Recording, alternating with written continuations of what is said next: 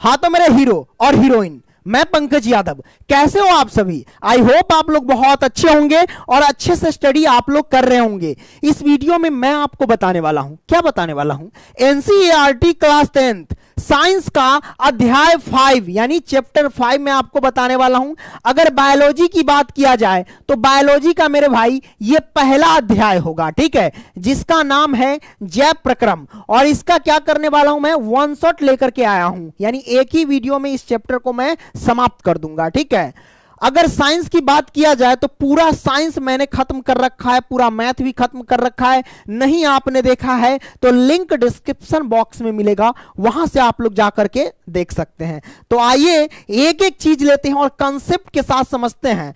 लाज शर्म को त्याग देना, लाज शर्म को नहीं त्यागेगा तो समझ जाना कि बायोलॉजी हमारे बस की नहीं है। जो लाज शर्म को त्यागा वही बायोलॉजी ने नंबर 1 लाया, है ना, मतलब नंबर 1 बना, ठीक है। तो त्याग देना है, हो सके तो ईयरफोन लगा लेना है, काहे कि हमारे मुंह से जो है ना कभी कभी कुछ निकल जाता रहता है, समझ रहे हैं ना। तो चलिए शुरू करते हैं, एक एक चीज लेते हैं और कंसेप्ट के साथ समझते हैं। और मैं आपको बता दूं कि यदि आपको ऑनलाइन टेस्ट देना है तो गूगल में सर्च कर लेना। कहां सर्च करना? गूगल में pankajstudycenter.com, वहां पे सर्च करके आप ऑनलाइन टेस्ट दे सकते हैं। सब प्रत्येक सब्जेक्ट, जितने भी सारे सब्जेक्ट हैं उन सभी सब्जेक्ट का आप ऑनलाइन टेस्ट दे सकते हैं, ठीक है।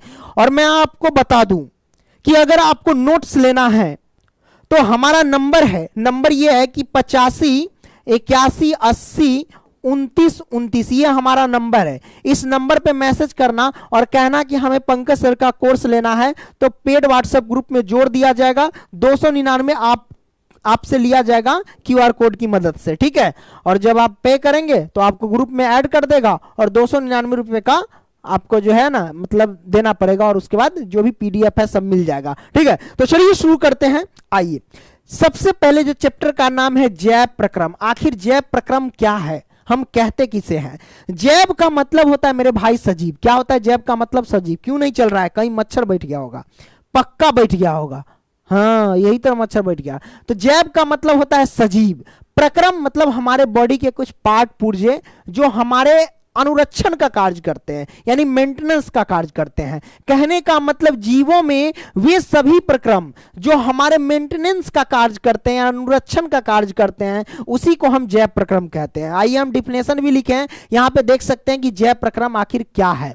तो आंसर मैंने लिखा कि जीवों में वे सभी प्रक्रम, जीवों में वे सभी प्रक्रम जो सम्मिलित रूप से अनुरक्षण का कार्य करते हैं, यानी मेंटेनेंस का कार्य करते हैं, हमारा देखभाल करते हैं, उसी को हम जैव प्रक्रम कहते हैं, ठीक है। तो वे सभी प्रक्रम, प्रक्रम समझो कि हमारे, समझो मतलब ठेठियों बोल देते हैं, समझ जाइए कि हमारे बॉडी के कुछ पार्ट पुर्जे जो हमारे मेंटेनेंस का कार्य करते हैं, ठीक है। तो जैव प्रक्रम के बारे में आपने समझ लिया। अब हम जानेंगे, बचपन में आप लोग पढ़ते थे कि भाई सजीव किसे कहते हैं, निर्जीव किसे कहते हैं। जिसमें जान हो उसे सजीव और जिसमें जान ना हो वो निर्जीव। यहां पे देख लो, यहां पे सजीव यानी जैव, सजीव को ही जैव कहते हैं, इंग्लिश में लिविंग बोलते हैं इसको, है ना। तो यहां पे मैंने लिखा सजीव वह कहलाता है जिसमें जान हो। लेकिन जब आप 11th में जाएंगे, बायोलॉजी पढ़ेंगे, तो ये डिफिनेशन का मतलब लागू नहीं होता है, उसमें डिफिनेशन अलग हो जाता है, बदल जाता है। जो अभी चल रहा है वो पढ़ो ना, क्या दिक्कत है। जैसे कुत्ता, बिल्ली, मनुष्य, ये सब क्या है मेरे भाई? सजीव है, ठीक है, यानी जैव है।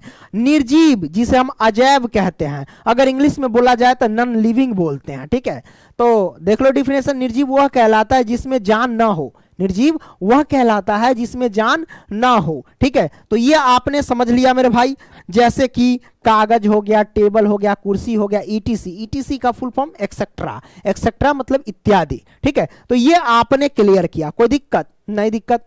आइए आगे बढ़ते हैं। अब हम जानते हैं पोषण के बारे में, यानी न्यूट्रिशन के बारे में हम जान लेते हैं कि आखिर पोषण हम कहते किसे हैं। देखिए, किसी भी काम को करने के लिए हमें ताकत की जरूरत होती है। किसकी जरूरत? ताकत की जरूरत। और ताकत कहां से आएगा? जब हम खाद्य पदार्थ जब हम खाएंगे तब ना ताकत आएगा। तो यही क्रिया पोषण के अंतर्गत चला जाता है। डिफिनेशन के हिसाब से देख लीजिए कि किसी भी काम को करने के लिए हमें ऊर्जा यानी ताकत, ऊर्जा यानी ताकत की आवश्यकता होती है, और शरीर में ताकत लेने के लिए हमें पोषक तत्वों को ग्रहण करना होता है, और इसी क्रिया को क्या कहते हैं? पोषण कहते हैं। सिंपल, जैसे कि ये खाद्य पदार्थ है यानी पोषक तत्व है ना, ये सब आप देख सकते क्या क्या है, चुकंदर है ना, मूली है, गाजर है, टमाटर है, बादाम है ना, चना है, हरी सब्जी है ना, तो ये सब हम खाते हैं, है ना। पोषक तत्वों को हम ग्रहण करते हैं ताकत प्राप्त करने के लिए, और उस ताकत का यूज हम कर देते हैं किसमें? तो अपने कामों में कर देते हैं। तो सिंपल सी बात है पोषण का डिफिनेशन कि किसी काम करने के लिए हमें ऊर्जा यानी ताकत की आवश्यकता होती है, और ताकत कब मिलेगा? जब हम पोषक तत्वों को ग्रहण करेंगे, और इसी क्रिया को क्या कहते हैं भाई? पोषण कहते हैं। क्लियर? कोई दिक्कत? नहीं दिक्कत। गृह मंत्री उधर बोल रहे हैं, गृह मंत्री नेहा थोड़ा पानी भेजिएगा, प्यास लगा हुआ है, समझ रहे हैं ना। अब गृह मंत्री है तो यो ना फायदा उठाएंगे, पानी तो कम से कम पहुंचाएगी। ओ बोतल में होगा, देखिए ना, थर्मस ले लीजिए, उसमें भर के दे दीजिए। चलिए, तो ये आपने समझ लिया, आगे बढ़ते हैं। तो पोषण यानी न्यूट्रिशन। पोषण कितने प्रकार के होते हैं सर जी? पोषण कितने प्रकार के होते हैं? तो 2 प्रकार के होते हैं, ये स्वपोषी पोषण और दूसरा विषमपोषी पोषण। स्वपोषी पोषण को कहते हैं स्वपोषण दूसरे शब्द में, और विषमपोषी पोषण को कहते हैं परपोषण दूसरे शब्द में। ठीक है, तो स्वपोषी पोषण और विषमपोषी पोषण कहते किसे हैं उसके बारे में जानेंगे। आ गए आप लोग, कहीं भागना मत। अरे यार सिट, लगा दीजिए उधर से ही, बोतल नहीं था।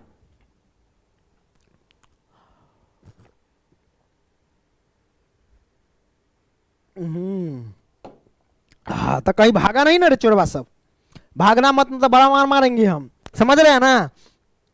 तो ये आपने समझ लिया, क्लियर। तो आइए हम स्वपोषी पोषण किसे कहते हैं उसके बारे में जान लेते हैं। देखो यहां पे मैंने लिखा स्वपोषी पोषण।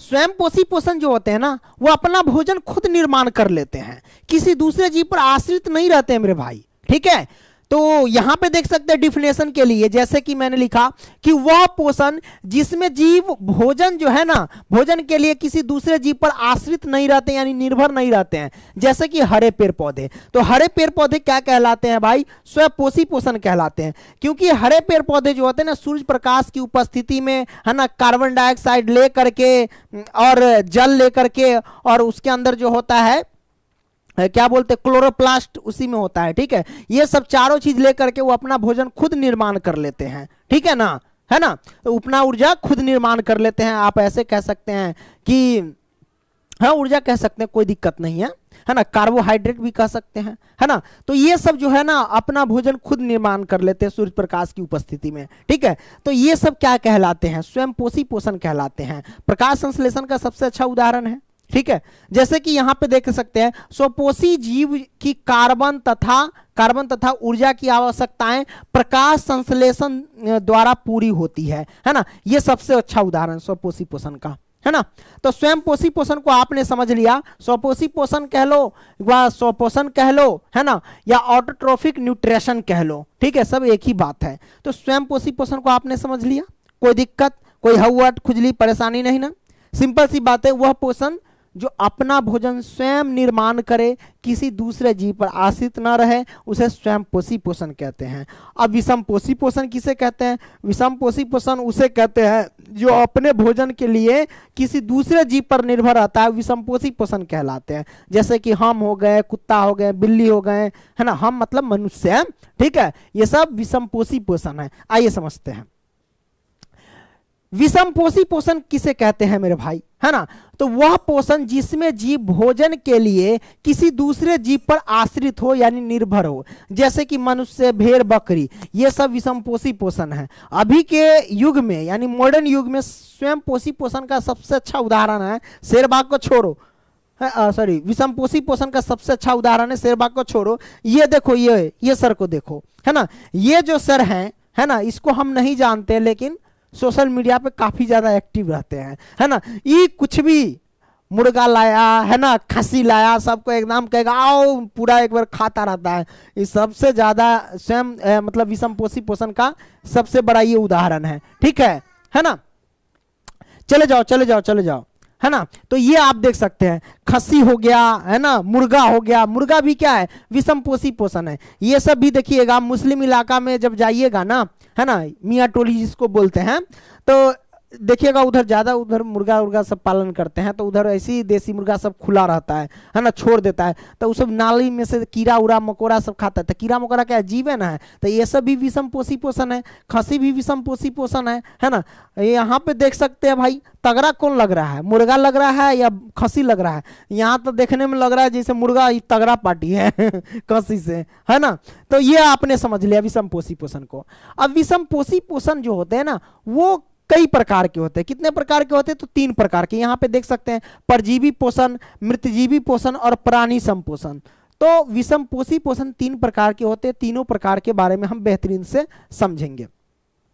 तो आइए समझते हैं भाई, परजीवी पोषण किसे कहते हैं। परजीवी पोषण, खाना खा रहे हो तो अभी ये वीडियो मत देखना, ना तो उल्टी हो जाएगा, कोई ठीक नहीं है। तो परजीवी पोषण किसे कहते हैं। परजीवी पोषण वह पोषण है जिसमें जीव दूसरे जीव के अंदर रहकर उसे बिना मारे उसे भोजन प्राप्त करता है, उसे परजीवी पोषण कहते हैं।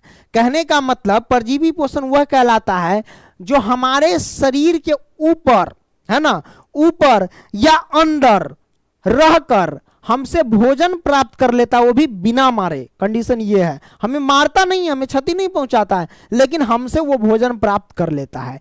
जैसे कि जूं हो गया, जूं जिसे हम ढील कहते हैं। ढील मुड़ी में ना रहता है, आहा हवाई, तब मम्मी सब बचपन में जब ढील हुआता था तो मम्मी सब कंघी लेके खखोर देती थी बढ़िया से।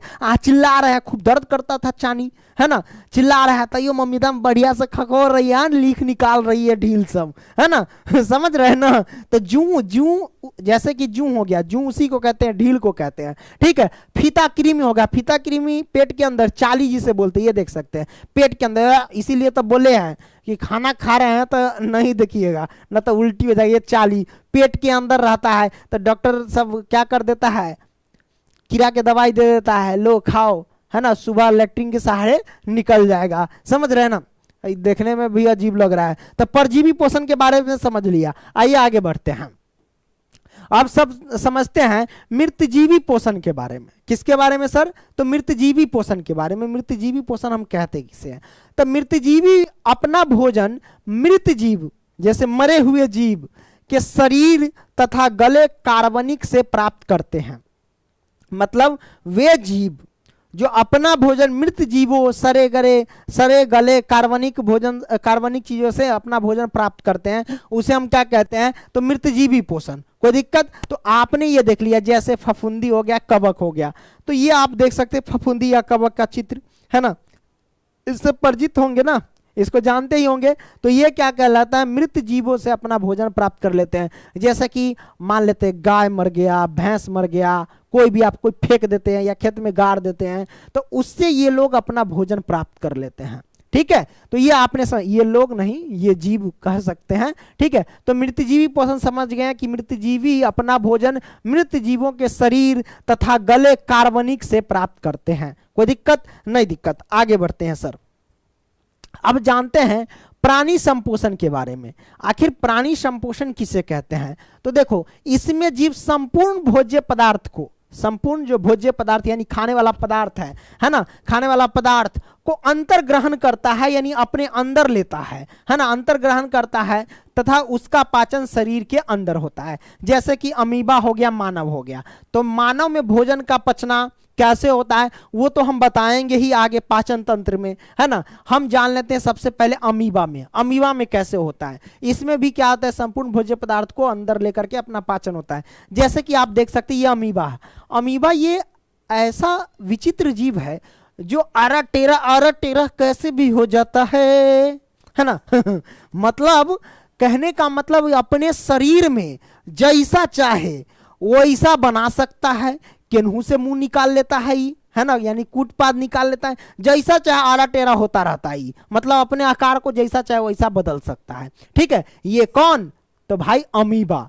तो ये हमारे पास बीच में केंद्रक है और यहाँ पे खाद्य कण है। खाद्य कण का कहने का मतलब यह है कि खाने वाला पदार्थ है ये। ठीक है, अब जैसे ही अमीबा देखा कि ओ खाने वाला पदार्थ आ गया, तो ये अपना टेर कर लेता है कुछ इस तरीके से, है ना, इस तरीके से बना लेता है ना, यानी कूटपाद, पादाब जिसको बोलते हैं अथवा कूटपाद कहते हैं इसको। तो कूटपाद की मदद से ही इस भोजन को वो क्या करता है तो पकड़ लेता है।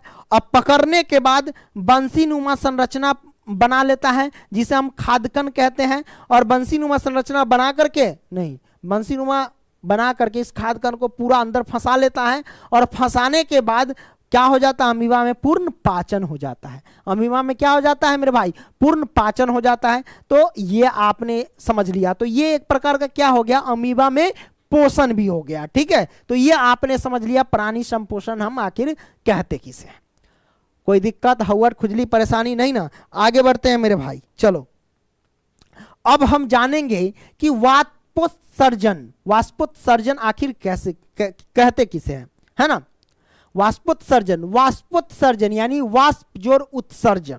उत्सर्जन का मतलब ये हुआ कि शरीर से जो विशिष्ट है जहरीले पदार्थ है उसको बाहर निकालना, यह उत्सर्जन। तो यहाँ पे उत्सर्जन का मतलब ही होता है निकालना, क्या, निकालना। तो ये वाष्पोत्सर्जन है, वाष्प जोर उत्सर्जन यानी वाष्प को बाहर निकालने की क्रिया को ही वाष्पोत्सर्जन कहते हैं। तो यहाँ पे देख सकते हैं मैंने लिखा कि वाष्प को बाहर करने की क्रिया को ही हम क्या कहते हैं, वाष्पोत्सर्जन कहते हैं, है ना। वाष्पोत्सर्जन की क्रिया जो है ना, जो बाकी यहां से, वाष्पोत्सर्जन की क्रिया जो है ना, पौधे के पत्तियों में उपस्थित रंध्र जिसे एस्टोमाटा कहते हैं उसमें होती है। यह एक जलहानि की क्रिया है। कहने का मतलब अगर आपसे कोई पूछे कि वाष्पोत्सर्जन क्रिया किस छिद्र से होती है, तो आप कहना कि पौधे के पत्तियों में जो उपस्थित रंध्र छिद्र होते हैं, पौधे की जो पत्ती होते हैं उसके निचली सतह में रंध्र छिद्र होते हैं जिसे हम एस्टोमाटा कहते हैं। क्या कहते हैं, एस्टोमाटा कहते हैं। क्लियर। तो उसी रंध्र छिद्र से ही क्या होती है भाई, वाष्पोत्सर्जन की क्रिया संपन्न होती है। क्लियर, कोई दिक्कत नहीं। दिक्कत तो आपने देख लिया, वाष्प को बाहर करने की क्रिया को क्या कहते हैं, वाष्पोत्सर्जन कहते हैं। और वाष्पोत्सर्जन की क्रिया पौधे के पत्तियों में उपस्थित रंध्र यानी एस्टोमाटा में होता है। ठीक है, यह एक जलहानि की क्रिया है, यह एक जलहानि की क्रिया है। अब आप कहोगे सर ये जलहानि की क्रिया कैसे है, तो मैं आपको बताता हूं। जैसे पौधे हैं तो मिट्टी से वो क्या लेते हैं, जल लेते हैं, और उस जल को वाष्प के रूप में क्या करता है भाई, वाष्प के रूप में रंध्र छिद्र के द्वारा छोड़ देते हैं, और वो जो वाष्प निकला वो क्या बन जाता है, बादल बन जाता है। तो आपने देखा कि भाई मिट्टी से वो जल लिया और जल को क्या किया, वाष्प के रूप में छोड़ दिया। तो वाष्प के रूप में छोड़ दिया तो यहां पे क्या हुआ, जल की हानि हुई, जल की कमी हुई। इसीलिए यहां पे कहा जाता है कि वाष्पोत्सर्जन जो है वो जल की हानि की क्रिया है। तो मैंने लिख दिया कि यह एक जल हानि की क्रिया है। कोई पूछे कि वाष्पोत्सर्जन कैसी क्रिया है, तो यह एक जल हानि की क्रिया है। ऑब्जेक्टिव बन गया यहां से। ठीक है, अब बात करते हैं रंध्र के बारे में। जान लीजिए कि रंध्र जो है वो वाष्पोत्सर्जन की क्रिया है। क्लियर, ये आपने समझा। गैसों का विनिमय रंध्र छिद्र से ही होता है। गैसों का जो विनिमय होता है वो रंध्र छिद्र के ही द्वारा होता है। ठीक है, विनिमय अर्थात क्या हुआ, विनिमय का मतलब ये हुआ कि कार्बन डाइऑक्साइड अंदर जाता है और ऑक्सीजन जो होता है वो बाहर निकलता है। ये आपने समझ लिया, कोई दिक्कत। गैसों के विनिमय का अर्थ ही ये है कि कार्बन डाइऑक्साइड को अंदर लेता है एवं ऑक्सीजन को बाहर छोड़ता है। कौन, पौधा। ठीक है, अब देखिए यहां पे वाष्पोत्सर्जन की क्रिया को किससे मापते हैं, तो पोटोमीटर से मापते हैं। अगर आपसे कोई पूछे कि वाष्पोत्सर्जन की क्रिया को हम किससे मापते हैं, तो पोटोमीटर से मापते हैं। और देखिए मैं आपको बता दूं कि बारिश होने का प्रमुख कारण वाष्पोत्सर्जन ही है ना। बारिश होने का प्रमुख कारण क्या है, वाष्पोत्सर्जन ही है। आप कहोगे कैसे, रे भाई वाष्पोत्सर्जन किसे कहते हैं। जैसे कि मान लो कि हम क्या करते हैं, जड़ पौधा, बहुत सारे पौधा है जहाँ वहाँ बारिश खूब होती है। क्यों होती है वो भी मैं आपको बता दूं कि यहाँ पे लिखा हुआ है ना कि बारिश होने का कारण वाष्पोत्सर्जन ही है। देखिए पौधा जहाँ होता है, ठीक है, तो पौधा मिट्टी से वो जल प्राप्त करता है, और जल क्या होता है, वाष्प के रूप में रंध्र छिद्र द्वारा छोड़ देता है, और रंध्र छिद्र द्वारा छोड़ेगा जो वाष्प वो बादल बन जाता है। और जहाँ अधिक बादल होगा वहाँ बारिश ज़्यादा होगी, है ना। तो बादल कहाँ अधिक बनेगा, जहाँ पौधे अधिक होंगे। जैसे मेघालय में चल जाओ, मिजोरम में चल जाओ, असम में चल जाओ, तो वहाँ बारिश ज़्यादा होती रहती है। ठीक है, क्योंकि वहाँ पौधे ज़्यादा है। तो जहाँ ज्यादा पौधा होगा वहां बारिश ज्यादा होगा। क्यों? क्योंकि भाई वहां वाष्पोत्सर्जन की क्रिया ज्यादा होगी, क्योंकि वाष्पोत्सर्जन की क्रिया किसे संपन्न होती है? पौधे में ही तो होती है, इसलिए। ठीक है, तो ये आपने देख लिया, कोई दिक्कत नहीं? दिक्कत। आगे बढ़ते हैं। अब हम समझते हैं भाई प्रकाश संश्लेषण के बारे में, यानी फोटोसिंथेसिस के बारे में। देखो, प्रकाश संश्लेषण, संश्लेषण का मतलब होता है निर्माण करना। संश्लेषण का मतलब क्या होता है? निर्माण करना। यानी यहां पे प्रकाश संश्लेषण यानी कहने का मतलब ये हुआ कि प्रकाश की उपस्थिति में किसी चीज का निर्माण करना ही क्या कहलाता है? प्रकाश संश्लेषण कहलाता है। कोई दिक्कत? हवट खुजली परेशानी नहीं ना मेरे भाई? तो ये आपने समझ लिया है ना। तो आइए यहाँ पे डिफिनेशन मैंने लिखा कि प्रकाश संश्लेषण यानी फोटोसिंथेसिस आखिर हम कहते किसे हैं? तो प्रकाश की उपस्थिति में किसी चीज का निर्माण करना ही प्रकाश संश्लेषण कहलाता है ना। यहां पे पॉइंट मैंने लिखा कि प्रकाश संश्लेषण क्रिया के फलस्वरूप, यानी प्रकाश संश्लेषण की जब क्रिया होती है तो उसके फलस्वरूप पौधे क्या निर्माण करते हैं? पौधे किसका निर्माण करते हैं मेरे भाई? तो मूल रूप से पौधे, मुख्य रूप से ऐसे कह सकते हैं, मुख्य रूप से पौधे कार्बोहाइड्रेट का निर्माण करते हैं। कार्बोहाइड्रेट का सूत्र होता है C6H12O6 यानी C6H12O6। ठीक है, तो ये होता है, इसका निर्माण कर देते हैं। ठीक है, कार्बोहाइड्रेट को ही कह सकते हैं, ग्लूकोज कह सकते हैं, है ना। और भी मैंने लिखा ऊर्जा कह सकते हैं, कार्बनिक कह सकते हैं, ग्लूकोज कह सकते हैं, वही बात है, सब एक ही चीज है। तो अगर आपसे कोई पूछे कि प्रकाश संश्लेषण क्रिया के फलस्वरूप पौधे किसका निर्माण करते हैं, तो मुख्य रूप से कार्बोहाइड्रेट का निर्माण करते हैं। इस बात को ध्यान रख लिया। ठीक है, अब देखिए यहां पे अगला पॉइंट है कि प्रकाश संश्लेषण क्रिया के लिए आवश्यक कच्ची सामग्री क्या है। अगर कोई आपसे पूछेगा कि प्रकाश संश्लेषण की क्रिया के लिए मतलब आवश्यक कच्ची सामग्री, प्रकाश संश्लेषण की क्रिया संपन्न होने के लिए क्या चीज की जरूरत है, तो 4 चीज की जरूरत होती है। 3 उंगली बता रहा था, 4 चीज की जरूरत होती है। कौन कौन चीज की? तो आप देख सकते हैं, सूरज का प्रकाश हो गया, कार्बन डाइऑक्साइड हो गया, जल हो गया और क्लोरोफिल हो गया। ठीक है, इन चारों चीज की जरूरत होती है। सूरज के प्रकाश के, सब जानते हैं कि सूरज के प्रकाश में कितने रंग होते हैं? तो सूरज के प्रकाश में टोटल 7 रंग होते हैं। तो 7 रंगों में से किन किन रंग की जरूरत पड़ती है प्रकाश संश्लेषण की क्रिया संपन्न होने के लिए? 3 रंग की। कौन कौन? लाल हो गया, नीला हो गया, बैंगनी रंग हो गया। यही 3 रंग की आवश्यकता होती है, उससे ज्यादा रंग, बाकी जो 4 रंग है उसकी जरूरत इसमें नहीं पड़ती है। तो सूर्य प्रकाश में ये तीनों रंग की जरूरत होती है। उसके बाद ये तीनों रंग कहाँ? सूर्य के प्रकाश से ले लेगा। और कार्बन डाइऑक्साइड, कार्बन डाइऑक्साइड कहां से ले लेगा? तो वातावरण से ले लेगा, है ना। H2O, H2O यानी जल, जमीन से ले लेगा। कहां से ले लेगा? जमीन से, मिट्टी से। और क्लोरोफिल पौधे में खुद पाए जाते हैं। ठीक है, उससे ले लेगा, पौधा यानी खुद से ले लेगा। तो ये चारों चीज लेकर के किसका निर्माण कर देता है? कार्बोहाइड्रेट का निर्माण कर देता है। आइए देख लीजिए यहां उदाहरण के लिए, जैसा कि आप देख सकते हैं कि कार्बन डाइऑक्साइड है, जल है, क्लोरोफिल और सूर्य प्रकाश, इन चारों की उपस्थिति के फलस्वरूप क्या बनता है? तो ग्लूकोज यानी कार्बोहाइड्रेट का निर्माण कर देता है। ठीक है, यही ना हुआ, है ना, प्रकाश संश्लेषण, यह इसी ने होता है। ठीक है, तो इसका निर्माण कर दिया। ओके, और इसके साथ साथ ऑक्सीजन का भी निर्माण किया और H2 यानी जल का भी निर्माण करता है। इस बात को ध्यान रखना। ठीक है, अब यहां पे देखो, ये जो आप देख रहे हैं ये ऑक्सीजन है। ऑक्सीजन किसको दे देता है? हम लोगों को दे देता है कि लो तू लो, है ना। तो यहां पे देखिए ये जो जल है, ये जल भाई किसको देता है ना, जल किसको देता है? तो यहां पे गौर से कीजिए, गौर से देखिए कि अगर जल का अपघटन करेंगे यानी जल को तोड़ेंगे तो 2 भाग में बटेगा, एक तो हाइड्रोजन गैस और प्लस में ऑक्सीजन गैस निकलेगा। ठीक है, तो हाइड्रोजन गैस पौधे खुद रख लेते हैं और ऑक्सीजन हम लोगों को दे देते हैं कि लो तू लोग बांट लो, है ना, मतलब ऑक्सीजन ले लो। ठीक है, मनुष्य को दे देते हैं, कोई दिक्कत नहीं? दिक्कत। और जल, जल यानी H2O, जल अपघटन से कौन से गैस निकलते हैं? अगर आपसे कोई पूछे तो ऑक्सीजन एवं हाइड्रोजन गैस की प्राप्ति होती है। अगर कोई आपसे पूछता है कि जल अपघटन से किस गैस की प्राप्ति होती है, यानी जल को तोड़ने से कौन कौन से गैस के निर्माण होते हैं, तो ऑक्सीजन गैस एवं हाइड्रोजन गैस की प्राप्ति होती है। इस बात को ध्यान रखना। ठीक है, तो हम पानी पीते हैं, इतने पानी दिया, पानियों खत्म हो गया ना। चलो अब यहां तक कोई दिक्कत, हवड़, खुजली, परेशानी नहीं ना मेरे भाई, नहीं होना चाहिए। अब आइए हम आगे बढ़ते हैं। प्रकाश संश्लेषण को हमने समझ लिया, अब हरित लवक को समझते हैं। किसको समझेंगे सर? हरित लवक को। हरित लवक यानी क्लोरोप्लास्ट। हरित लवक में ही हरे रंग का वर्णन, हरे रंग का, है ना, हरे रंग का क्या, पर्णहरित पाया जाता है। पर्णहरित को ही पर्णहरिम कहते हैं, ठीक है। तो हरित लवक में ही हरे रंग का पर्णहरित यानी क्लोरोफिल इसे कह सकते दूसरे शब्द में, है ना। पर्णहरित यानी क्लोरोफिल पाया जाता है और इसी के कारण पौधे हरे होते हैं। अगर आपसे कोई पूछे कि पौधे का रंग हरा क्यों होता है, किसके कारण होता है, तो आप कह सकते हैं क्लोरोफिल, या फिर हरित लवक भी बोल सकते हैं, या पर्णहरित भी बोल सकते हैं। सिंपल, ठीक है, क्योंकि हरित लवक में ही तो क्लोरोफिल पाया जाता है।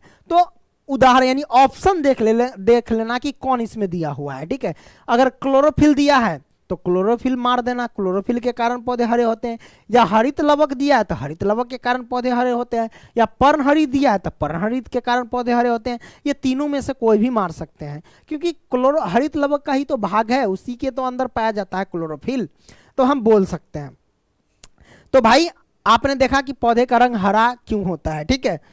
आगे बढ़ते हैं। अब हम जानते हैं पाचन तंत्र के बारे में, यानी डाइजेस्टिव सिस्टम के बारे में। कई तंत्र मिलकर के पाचन तंत्र का निर्माण कर देते हैं। जैसे कि आप देखो, पाचन तंत्र यानी डाइजेस्टिव सिस्टम, है ना। तो पाचन करने वाले कई तंत्र मिलकर के क्या कर देते हैं, पाचन तंत्र का निर्माण कर देते हैं। यहां पे मैंने लिखा कि कई तंत्र मिलकर भोजन को पचाना और पाचन तंत्र कहलाता है ना। तो ये आपने देख लिया कि कई तंत्र मिलकर के भोजन को पचाना, और यही क्या कहलाता है, पचाने की क्रिया ही पाचन तंत्र कहलाता है। अब जानेंगे कि आखिरकार पाचन हम कहते किसे हैं, है ना। तो जटिल पदार्थ क्या कहता है, एक बार पढ़ लो, उसके बाद मैं समझा देता हूं। कहता है कि जटिल पदार्थ को सरल पदार्थ में तोड़ना ही पाचन कहलाता है। यह क्रिया फिजिकल एवं केमिकल दोनों होता है ना। आइए हम समझते हैं इसको। देखो मैंने क्या लिखा कि जटिल पदार्थ को सरल पदार्थ में तोड़ने की क्रिया को ही पाचन कहते हैं, है ना, यानी पाचन कहलाता है। जैसे कि हम रोटी खाते हैं, चावल खाते हैं, जो भी खाते हैं, जैसे रोटी खाते हैं तो ये क्या है, जटिल पदार्थ है ना।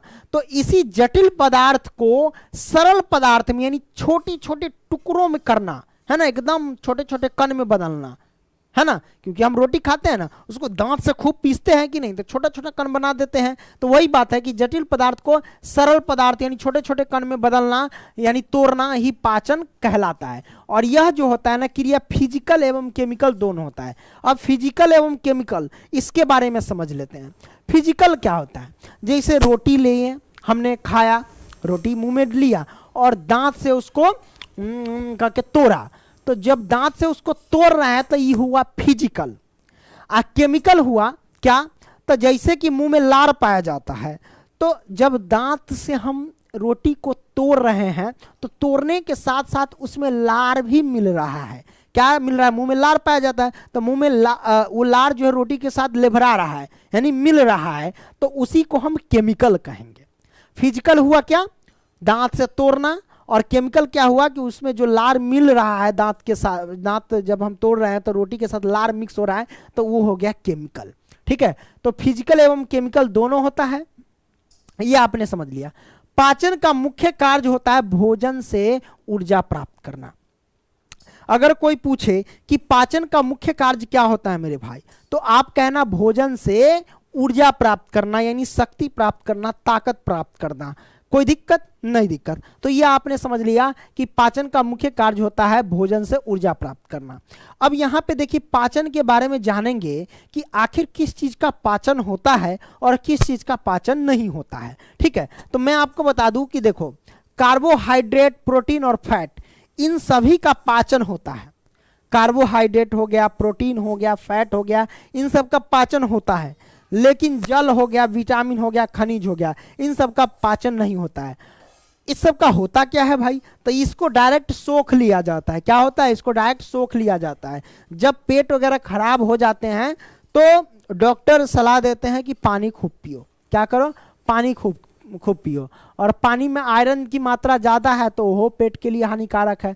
पानी अगर खराब है, मान लो ज़्यादा फीट पे नहीं गाड़ के रखे हुए हो, तो वो पानी पियोगे तो पेट में गैस बनेगा। देखना कभी अगर पानी खराब पीते हो तो पेट में गैस बनेगा, लेकिन वही फिल्टर करके पियोगे ना, है ना, आरओ का पानी हो गया, ये सब पियोगे तो पेट में गैस नहीं बनेगा, है ना। ये आपने समझ लिया।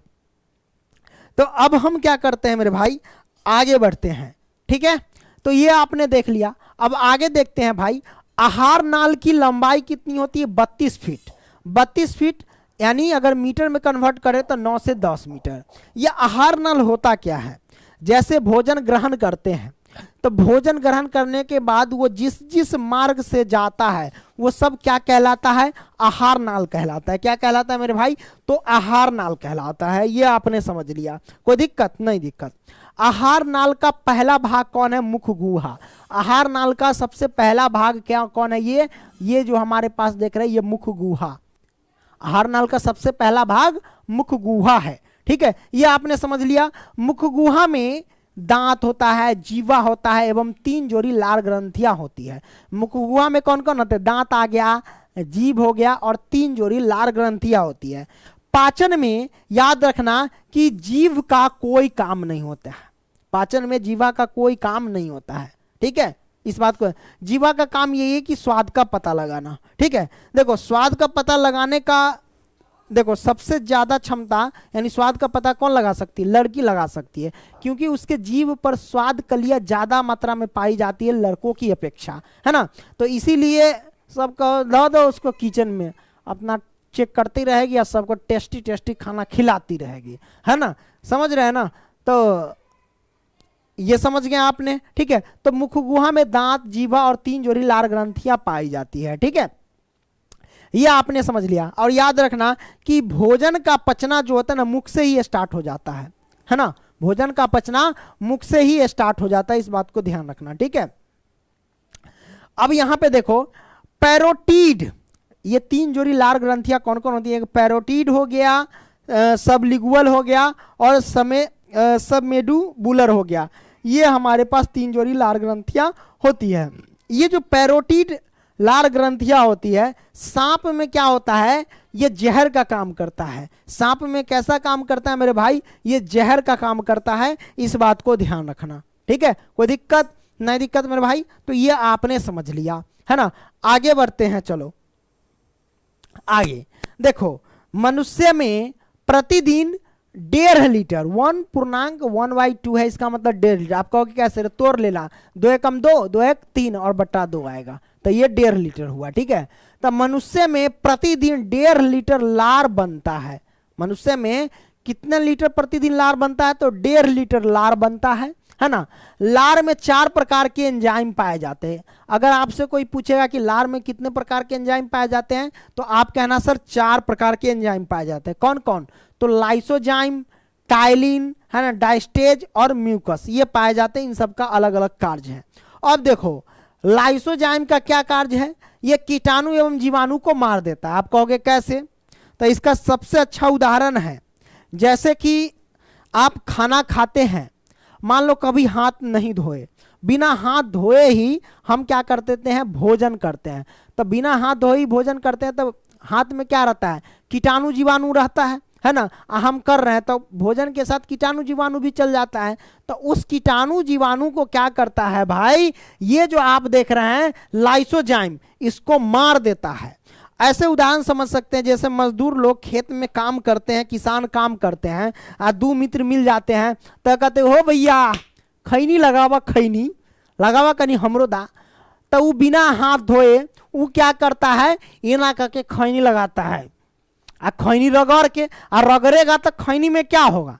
रगड़ेगा तो वो हाथवा में जो कीटाणु होगा, हाथ नहीं धोआ रहेगा तो वही में मैलो सब मिल जाता रहता है ना। कीटाणु जीवाणु भी खैनी में मिल जाता है। और देखो ऐसे ऐसे कि हाथ से गंदगी निकल गया, है ना। और उस किसान सब काम भी करता रहता है, तब ऐसे ऐसे धो करके मतलब हाथ भी नहीं धोता है, ऐसे से लगाता है और तब देता, लो भैया खा बोल, है ना। तो खैनी गला में रख लेता है, तो उसके साथ तो जीवाणु भी चला गया, कीटाणु भी चला गया, तो उस जीवाणु कीटाणु को कौन मार देता है मेरे भाई? तो ये मार देता है, लाइसोजाइम मार देता है। क्लियर? तो ये आपने समझ लिया है ना। अब हम बात करते हैं टाइलिन और डायस्टेज। इन दोनों का एक ही काम है, टाइलिन और डायस्टेज का क्या है? एक ही काम है। ये क्या करता है? स्टार्च का पाचन करता है, जिसे हम चोकर कहते हैं। चोकर कह लो या मंड कह लो, एक ही बात है, ठीक है। चोकर कह लो, स्टार्च कह लो, मंड कह लो, एक ही बात है। तो इसका ये दोनों क्या करता है? पाचन करता है। अब ये स्टार्च या मंड ये होता क्या है? अरे भाई आप जानबे करते हैं कि जैसे खाना उना, मान लो कि गेहूं पिसा के लाते हो, तो सब लोग कहते हैं आटा पिसाने जा रहे हैं, कोई दिक्कत नहीं है। तो गेहूं पिसाने जाते हो तो आटा बनता है, ठीक है। अब आटा लाते हो घर पे, तो उसको चालते रहते हो, चलनी के चालल दुल्हा सूप के फटकारल है। अब वही छै पंकज दुल्हा हमारी शादी हो गई है, कोई दिक्कत नहीं है, ठीक है। तो चलनी से जो चालते हैं तो ऊपर में चोकर जो बच जाता है वही मंड है, वही स्टार्च है। उसी का पाचन कौन करता है? टाइलिन और डायस्टेज। तब बहुत लोग चाल देता है, वो चालना नहीं चाहिए मेरे भाई, ऐसे ही खाओ तो शरीर में वो मतलब उसका पाचन सही से होगा। नहीं तो चाल दोगे तो दिक्कत हो जाएगा। मतलब समझ जाओ कि आप मैदा खा रहे हैं, अब मैदा को चालोगे ना तो नहीं निकलता रहता है चोकर। अब मैदा खाओगे तो फिर मैदा की रोटी वगैरह खाओगे तो वो जल्दी पचता नहीं है, पेट का ग्रर ग्रर करता रहता है, समझ रहे हैं ना।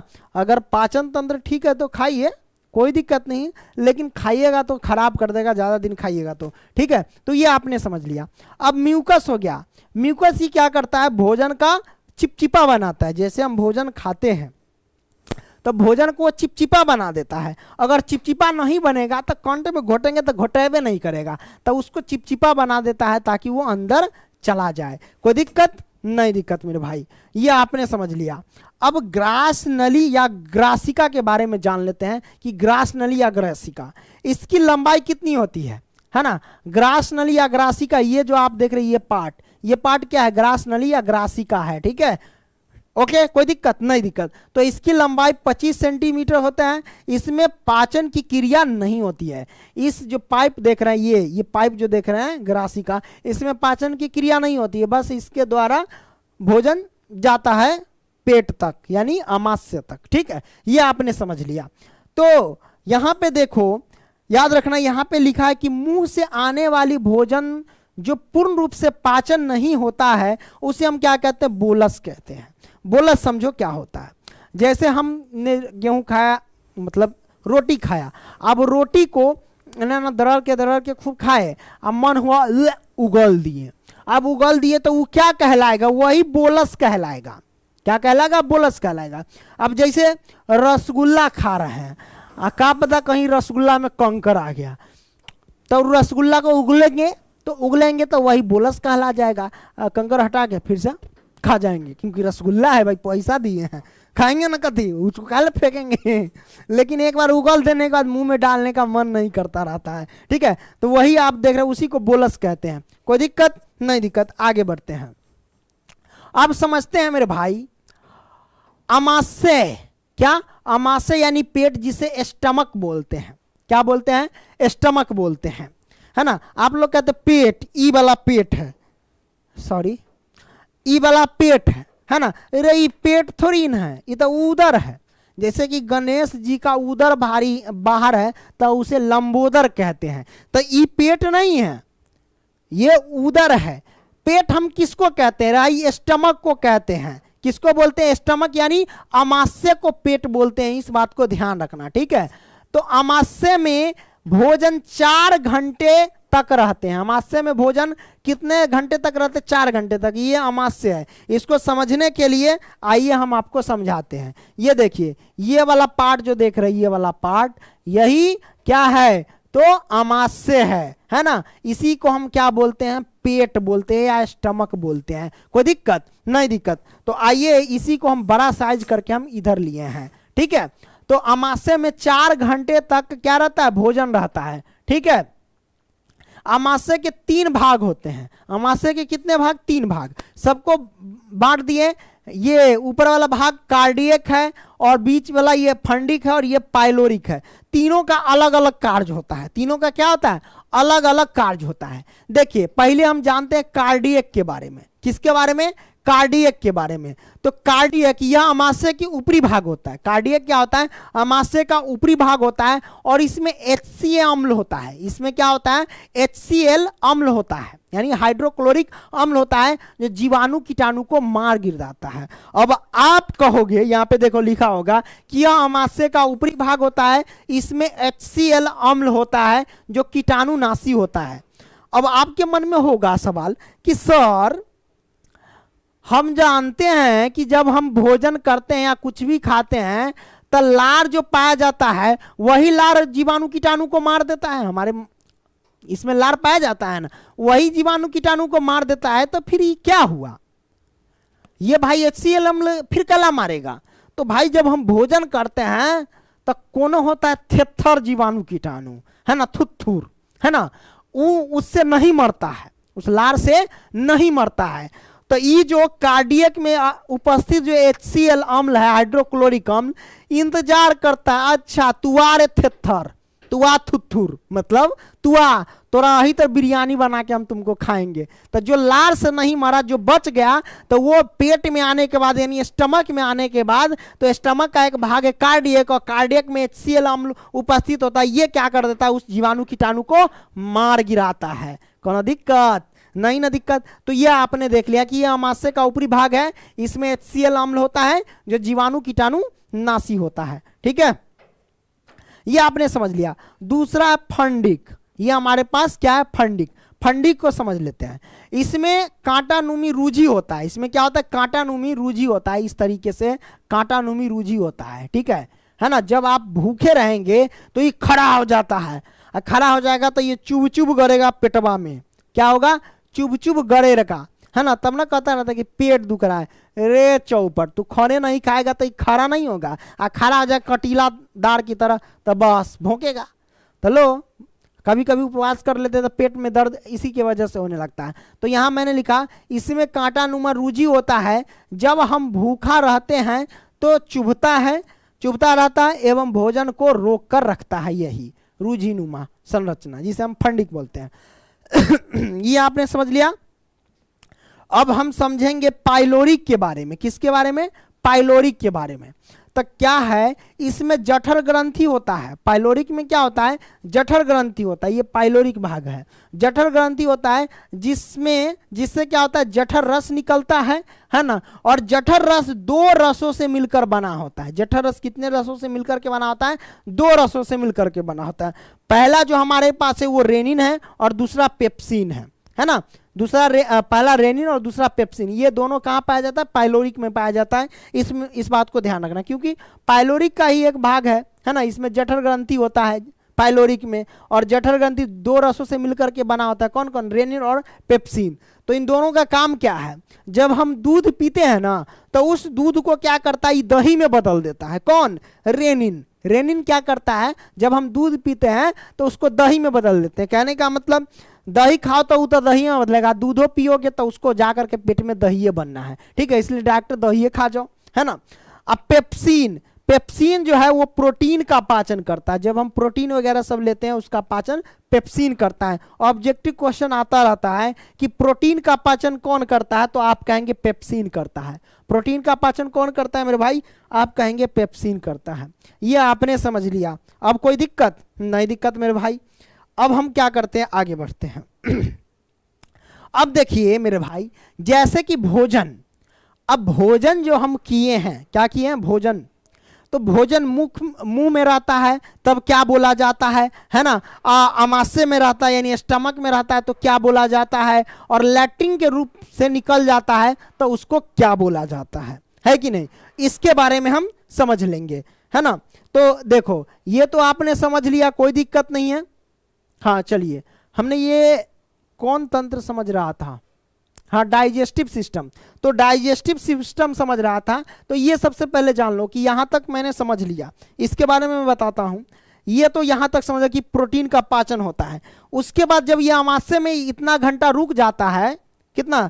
आमाशय में 3 से 4 घंटा रुक जाता है भोजन, तब वो क्या होता है? फिर वो कहाँ चला आता है? तो वो आ जाता है मेरे भाई वो आ जाता है छोटी आंत में। क्या आ जाता है? छोटी आंत में। छोटी आंत को क्या कहते हैं भाई?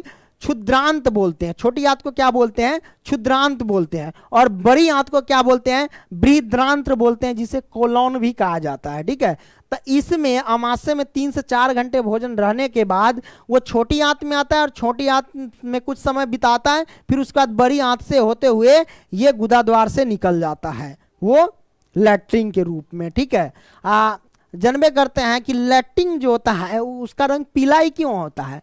आप पैखाना करते हैं तो उसका रंग पीला ही क्यों होता है? तो बिलिरुबिन के कारण होता है उसका रंग पीला। ठीक है, आइए जान लेते हैं, आगे बढ़ते हैं। तो ये आपने समझ लिया। अब भोजन जो हम देखें अलग अलग, जैसे कि मुंह में है तब क्या बोलते हैं? अमाशय में है यानी पेट में, बोले तो स्टमक में है तो क्या बोलते हैं, है ना? और लैट्रिन के रूप में निकल जाता है तब क्या बोलते हैं लैट्रिन को? तो देखो याद रखना कि अगर मुंह में है तो उसे बोलस कहते हैं, अमाशय यानी पेट में है तो काइम बोलते हैं उसको, और लैट्रिन के रूप में है उसको हम काइल बोलते हैं। और काइल का रंग पीला, यानी लैट्रिन का रंग पीला किसके कारण होता है? तो बिलिरुबिन के कारण यही पीला होता है। ठीक है, तो ये आपने समझ लिया, कोई दिक्कत नहीं? दिक्कत। अब हम आगे बढ़ते हैं।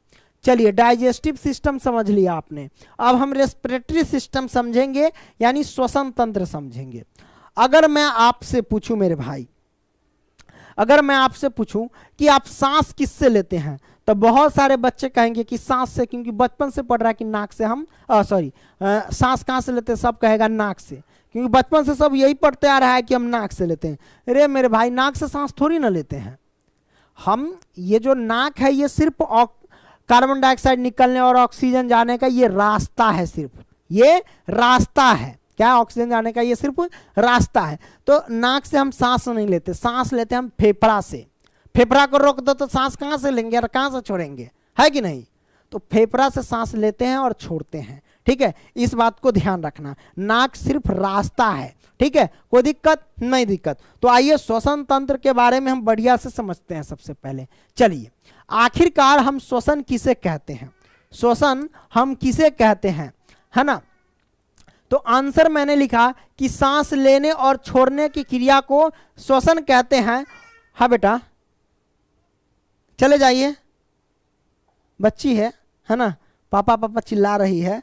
चले जाओ बाबू, चले जाओ, चले जाओ, है ना? तो ये आपने देख लिया। तो सांस लेने और छोड़ने की क्रिया को श्वसन कहते हैं। आप कहेंगे श्वास भी कहते हैं, वो भी मैं आपको समझाऊंगा आगे, है ना? श्वसन की क्रिया को, है ना, हम ऑक्सीकरण की क्रिया भी बोलते हैं। श्वसन की क्रिया को क्या बोलते हैं हम? ऑक्सीकरण की क्रिया भी बोलते हैं, है ना? क्योंकि इसमें ऑक्सीजन की आवश्यकता होती है, इसलिए। ठीक है, और बिना ऑक्सीजन के श्वसन की क्रिया संपन्न नहीं हो सकती है। बिना ऑक्सीजन के, ऑक्सीजन नहीं रहेगा तो श्वसन की क्रिया संपन्न कैसे होगी? सिंपल सी बात है ना? तो बिना ऑक्सीजन के श्वसन की क्रिया संपन्न नहीं होती है। ठीक है, तो ये आपने समझ लिया। देखो, श्वसन के फलस्वरूप हमें ऊर्जा मिलती है। क्या मिलती है? ऊर्जा मिलती है, और शरीर में उष्मा भी बना रहता है। कहने का मतलब जैसे कि जब तक हम सांस ले रहे हैं तब तक शरीर में क्या ऊर्जा, मतलब उष्मा बनी रहती है ना? चले जाओ बाबू, है ना? उष्मा क्या रहती है? उष्मा मिलती है श्वसन से। कहने का मतलब हमारा बॉडी हीट रहता है। जब तक सांस लेते हैं तब तक हमारा बॉडी हीट रहता है, टेम्परेचर में रहता है अपना, है ना? जैसे ही जिस दिन सांस लेना छोड़ेंगे, है ना, मतलब जब आप मरेंगे तो समझ जाना कि सांस सब रुक गया आपका, है ना? तो उस समय क्या होगा? आपका शरीर ठंडा पड़ जाएगा, है ना? मरने के बाद शरीर, इंसान का शरीर जो होता है ना, वो ठंडा पड़ जाता है, क्योंकि वो सांस ले नहीं रहा है, तो उसमें बनेगा कैसे? तो ये आपने समझ लिया। यह एक जो है ना अपचायी अभिक्रिया है। क्या है ये? यह एक अपचायी अभिक्रिया है। तो श्वसन के बारे में आपने समझ लिया। आगे बढ़ते हैं। देखिए, शरीर में ऊष्मा बने रहने के निम्न कारण है। अब कौन कौन कारण है ये देख लीजिए। पहला तो श्वसन है, और दूसरा रक्त परिसंचरण है। ये दो कारण है शरीर में ऊष्मा बने रहने के। ठीक है, रक्त परिसंचरण का मतलब ये होता है कि नसों में खून का प्रवाह होना। नसों में क्या? खून का प्रवाह होना, ये होता है रक्त परिसंचरण का अर्थ। तो ये आपने समझ लिया। आगे बढ़ते हैं। अब हम जानते हैं श्वसन के अंग के बारे में। देखिए, स्तनधारी जीव किससे सांस लेता है? अगर आपसे कोई पूछे स्तनधारी जीव किससे सांस लेता है, जैसे हम हो गए, मतलब मानव हो गया, है ना, कुत्ता हो गया, बिल्ली हो गया, गाय हो गया, तो ये सब किससे सांस लेते हैं? ये सब स्तनधारी जीव है। तो स्तनधारी जीव जितने भी है वो लंग्स से सांस लेते हैं, यानी फेफड़ा से सांस लेते हैं। किससे सांस लेते हैं मेरे भाई? फेफड़ा से सांस लेते हैं, है ना। गाय, कुत्ता, बिल्ली, मानव, ईटीसी एक्सेट्रा, ये सब क्या है? फेफड़ा से सांस लेते हैं। दूसरा, कीट हो गया, कीड़े हो गया, मकोड़े हो गया, है ना, किससे सांस लेते हैं ये सब? तो ये सब लेते हैं ट्रैकिया से सांस, यानी श्वास नली से सांस लेते हैं, है ना। तो कीट, कीड़े, मकोड़े ये सब श्वास नली से सांस लेते हैं। वही हम बात करें कि जलीय जीव किससे सांस लेते हैं? जलीय जीव जो होते हैं वो किससे सांस लेते हैं? तो याद रखना, जलीय जीव गिल से सांस लेते हैं। गिल्स यानी क्लोम या गल्फर भी कह सकते हैं। तो इनसे सांस लेते हैं जलीय जीव, इस बात को ध्यान रखना। लेकिन ये जो मेढक जो होता है, ये मेढक जलीय जीव भी है, मतलब वो पानी में भी रहता है और जमीन के अंदर भी रहता है मेढक, और वो जमीन के ऊपर भी रहता है। ये 3 जगह रहता है भाई। ये तीनों जगह ये सांस लेता होगा कैसे भाई, है ना। तो देखो, जब ये पानी में रहता है मेढक ऐसा विचित्र जीव है, जब ये पानी में रहता है तो गिल से सांस लेता है ना। जैसे ही ये जमीन के अंदर गया तो ये त्वचा से सांस लेता है ना।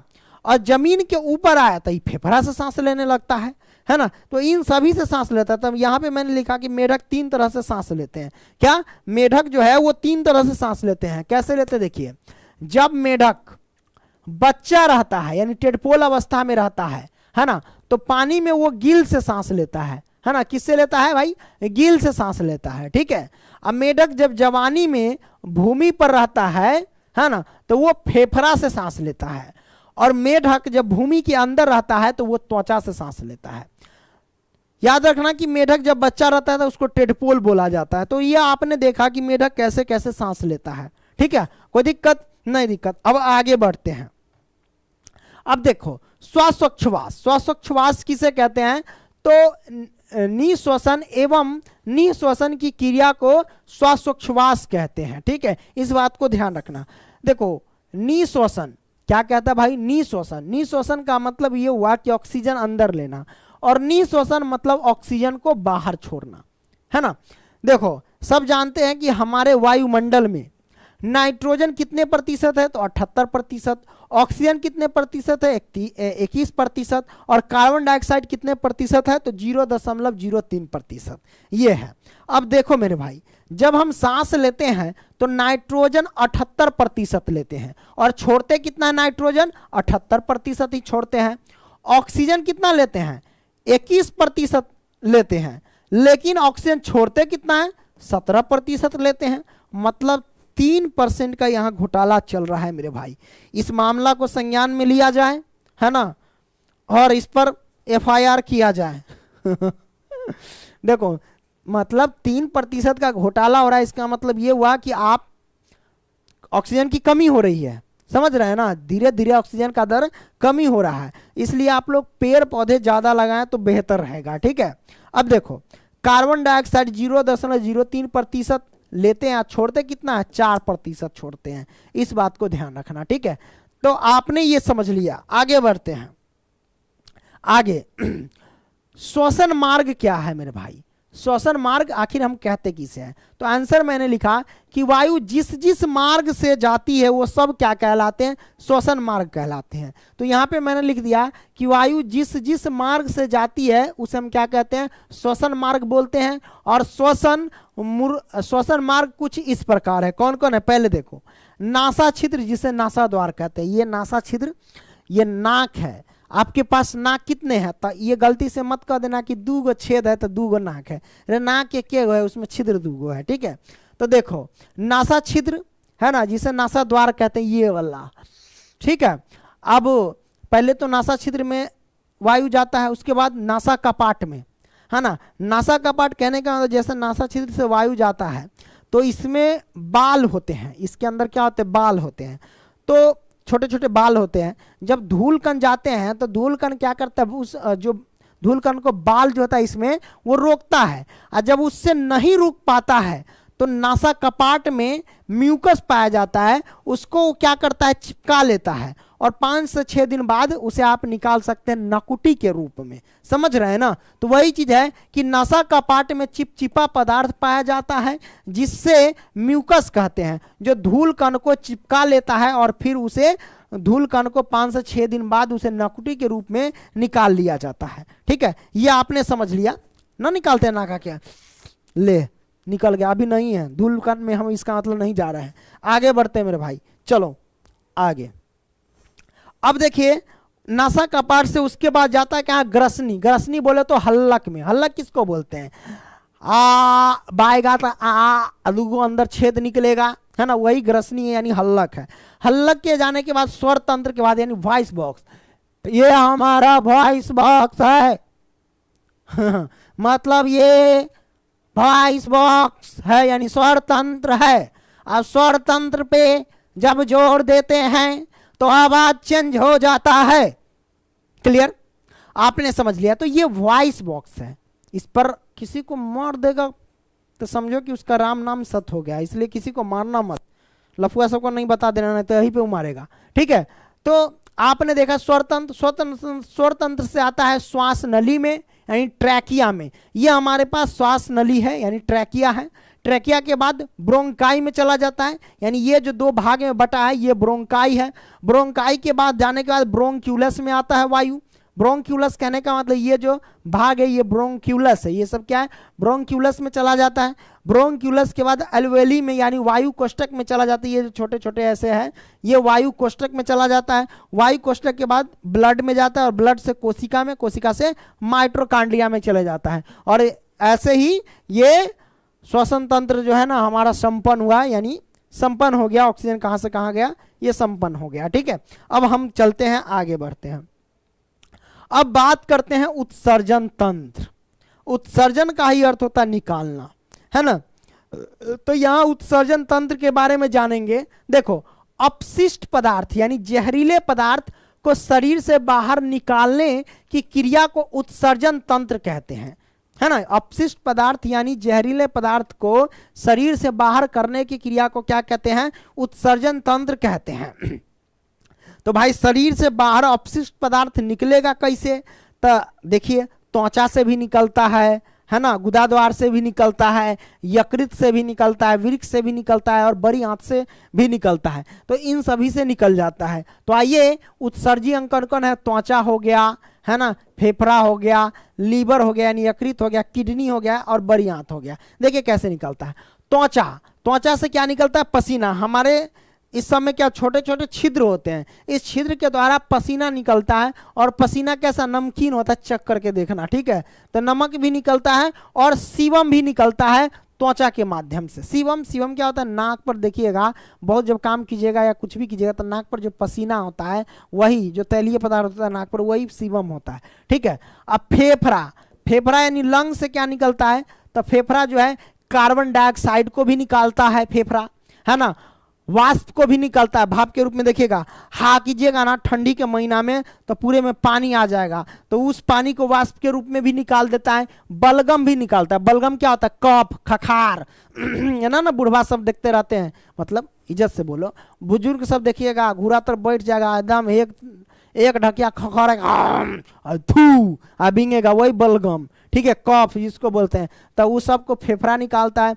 यकृत, हमारे बॉडी में अमोनिया काफी मात्रा में बनता है और वो अमोनिया को क्या करता है, यकृत यूरिया में बदल देता है। यकृत यानी लीवर जो है वो यूरिया में परिवर्तित कर देता है और उसी यूरिया को किडनी जो है वो पेशाब के रूप में उत्सर्जित कर देता है, यानी पेशाब के माध्यम से निकाल देता है। और बड़ी आंत से अनपचा भोजन जिसे हम काइल कहते हैं यानी बिलरुबिन, हाँ, अनपचा भोजन जिसे काइल कहते हैं उसको निकाल दिया जाता है। ठीक है, ये आपने देखा कि कैसे निकलता है, कोई दिक्कत नहीं, दिक्कत। आगे बढ़ते हैं, चलो।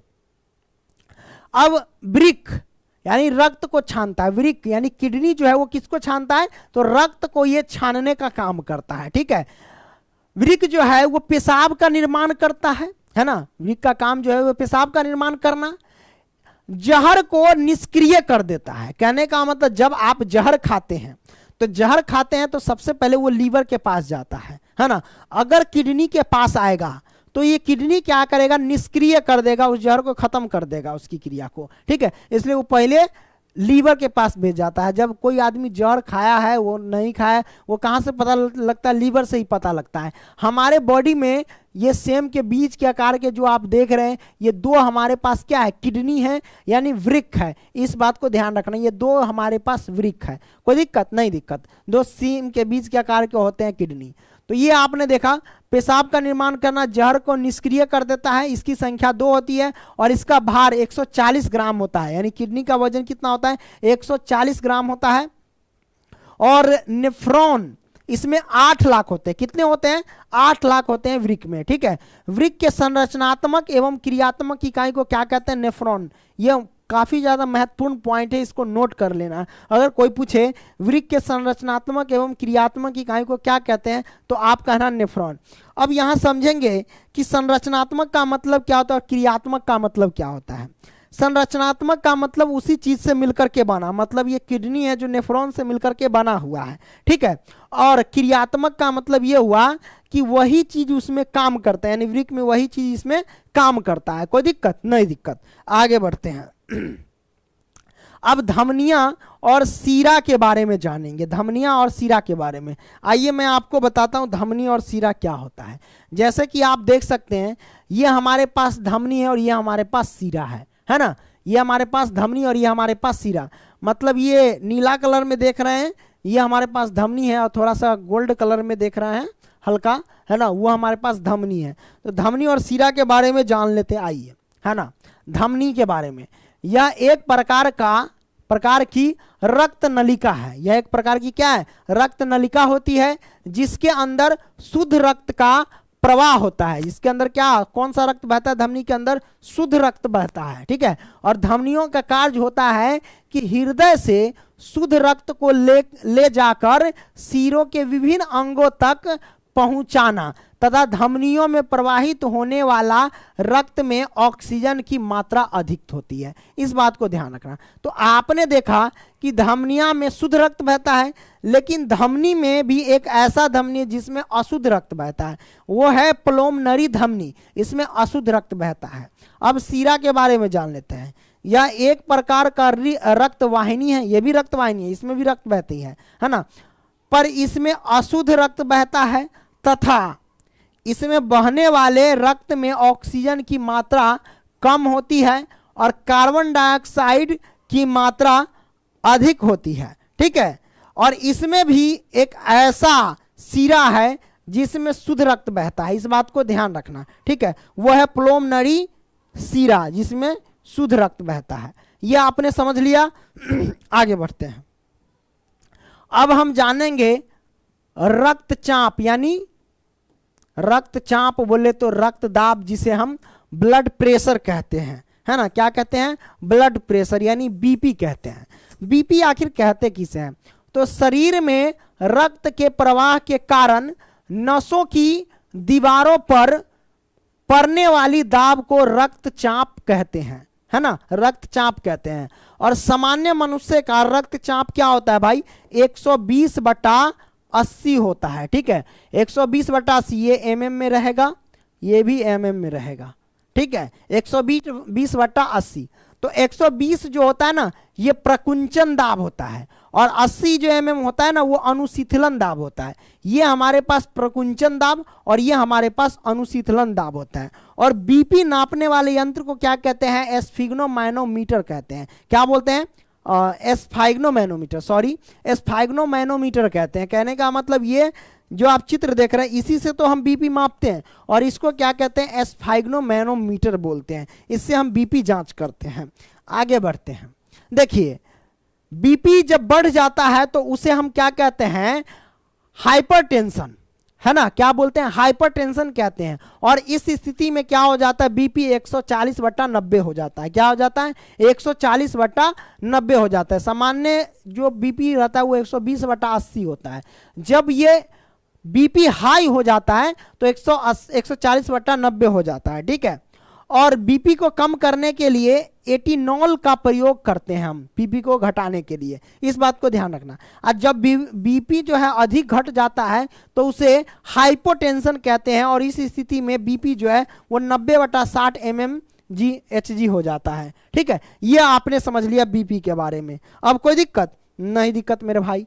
अब हम जानते हैं ये जो आप देख रहे हैं हृदय के बारे में, तो हृदय के बारे में समझेंगे। इसमें महत्वपूर्ण पॉइंट क्या है कि हमारा जो हृदय है उसमें कितने चैम्बर पाए जाते हैं, यानी कितने कोष्ठक पाए जाते हैं? तो 4 कोष्ठक पाए जाते हैं। बायां अलिंद, बायां नीलय और दायां अलिंद और दायां नीलय, ये 4 कोष्ठक पाए जाते हैं।